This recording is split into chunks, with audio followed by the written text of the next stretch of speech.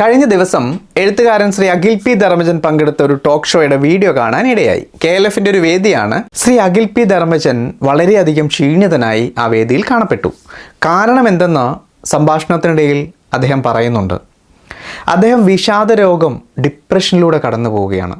സംഭാഷണത്തിനിടയിൽ ശ്രീ ബിനീഷ് അദ്ദേഹത്തോട് ചോദിക്കുന്നുണ്ട്, 4 നോവലുകൾ എഴുതിയ ആളാണ്, വളരെ പ്രശസ്തനായി, ഇനി എന്താണ് ആഗ്രഹം, ഏത് തരത്തിലുള്ള നോവൽ എഴുതാനാണ് പോകുന്നത് എന്ന്.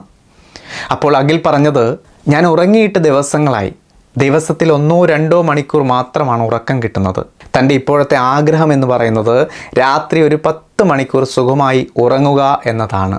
പണവും പ്രശസ്തിയും ഒന്നുമല്ല, മറിച്ച് സമാധാനമാണ് ഒരാൾക്ക് ഏറ്റവും വിലപ്പെട്ടതെന്ന് അദ്ദേഹം കൂട്ടിച്ചേർക്കുന്നുണ്ട്.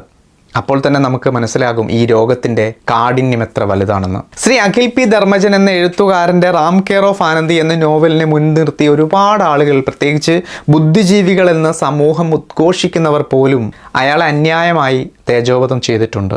അതിൻ്റെ കാരണം അത്തരക്കാർ പറയുന്ന പോലെ സാഹിത്യമില്ലായ്മയല്ല, മറിച്ച് ആ കൃതിക്ക് കിട്ടിയിട്ടുള്ള സ്വീകാര്യത സഹിക്കാൻ പറ്റാത്തതാണ്.